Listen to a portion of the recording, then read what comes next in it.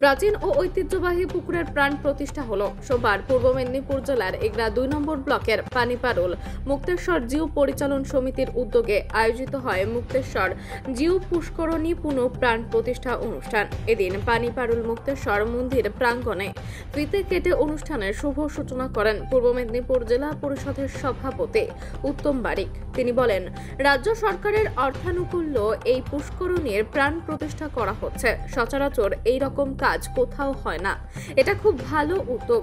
এদিন পানিপারুল মুক্তেশ্বর মন্দির প্রাঙ্গণে স্থানীয় এলাকার বহু মানুষের সমাগম ঘটে। অনুষ্ঠানে উপস্থিত ছিলেন এগরার বিধায়ক তপন কুমার মাইতি, মন্দির পরিচালন কমিটির সম্পাদক দীনেশ কুমার প্রধান, পানিপারুল গ্রাম পঞ্চায়েতের প্রধান রঞ্জিতা প্রধান, বিশিষ্ট সমাজসেবী নিশিকান্ত জানা ও বাবুল সাহা প্রমুখ। আমাদের দীনেশ বাবু আছেন, প্রধান সাহেব আছেন, নিশিকান্ত বাবু আছেন, বাবুল থেকে শুরু করে সমস্ত কমিটির কর্মকর্তারা আছেন এবং আজকে এই মুক্তেশ্বর জিউ প্রাঙ্গণে অনেক ভক্তবৃন্দ বিশ্ব মানব জাতির মঙ্গল কামনায়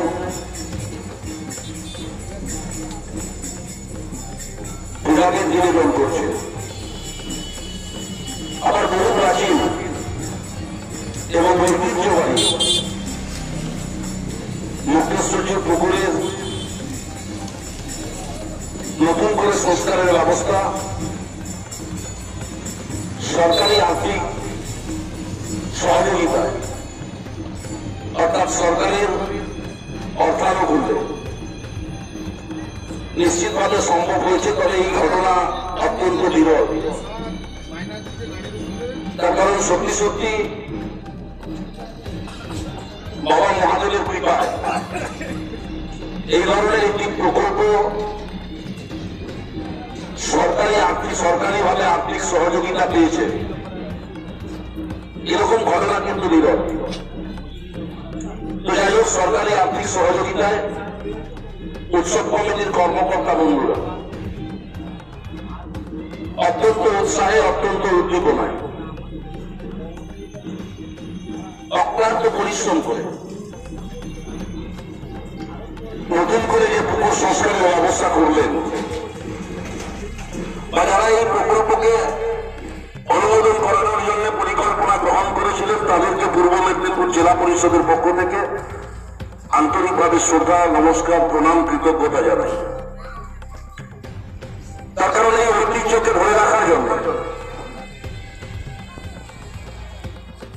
এই প্রাচীন স্থাপত্যকে ধরে রাখার জন্য বা আমাদের যারা পরবর্তী প্রজন্ম আসবেন তাদেরকে উৎসর্গিত করার জন্য তারা অত্যন্ত শুভ প্রচেষ্টা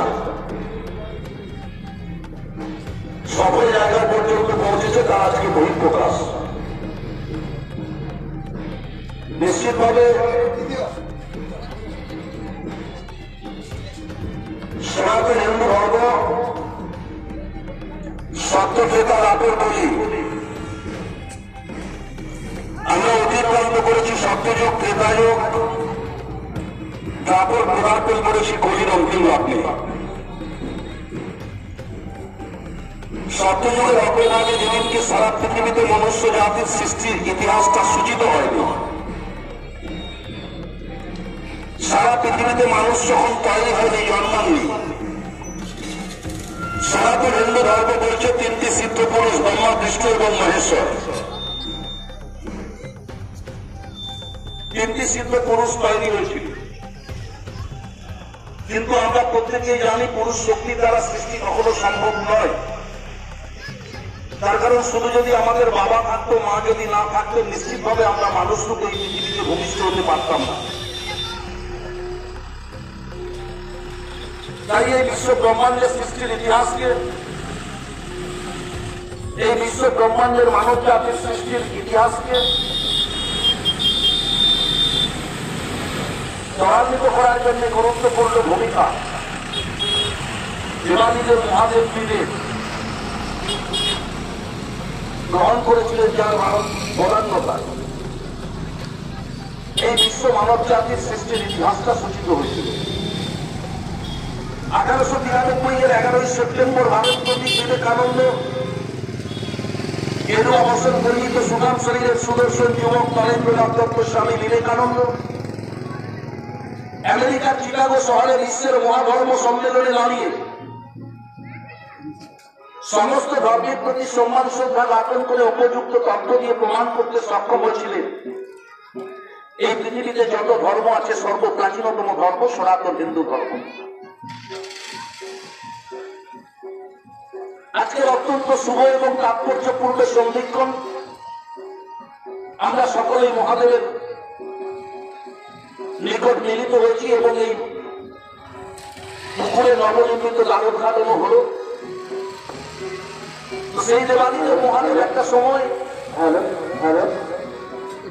বিশ্বে মানব জাতির সৃষ্টির ইতিহাসকে ত্বরান্বিত করতে হবে, কিন্তু কিভাবে সেটা সম্ভব,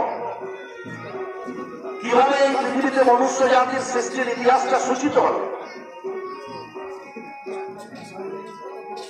আজকে আমরা যাকে আদি শক্তি বলছি, আদ্যা শক্তি বলছি, দেবী মা মহামায়া বলছি, সেই আদি শক্তি আদ্যা শক্তি দেবী মা মহামায়া ছদ্মবেশিনী চণ্ডী রূপিণী নারী শক্তি ছদ্মবেশিনীর রূপ ধারণ করলেন, অর্থাৎ পচা গলা লাশের বেশ ধরে সমুদ্রের জল দিয়ে বয়ে যেতে শুরু করলেন। প্রথম সেই পচা লাশটি ছদ্মবেশিনী লাশটি যে ব্যক্তির সম্মুখে পৌঁছেছিল তিনি ছিলেন স্বয়ং ব্রহ্মা। পচা লাশের দুর্গন্ধ সহ্য করতে পারলেন না, অনেকটা দূরে সরে গেলেন। দ্বিতীয় ব্যক্তির সম্মুখে যখন সেই পচা লাশটি পৌঁছেছিল তিনি ছিলেন স্বয়ং বিষ্ণু, তিনি দেবতাগণের মধ্যে অত্যন্ত শৌখিন ব্যক্তিত্ব। তিনিও পচা লাশের দুর্গন্ধ সহ্য করতে পারলেন না, অনেকটা দূরে সরে গেলেন। তৃতীয় ব্যক্তির সম্মুখে যখন পচা লাশটি পৌঁছালো তিনি কে ছিলেন?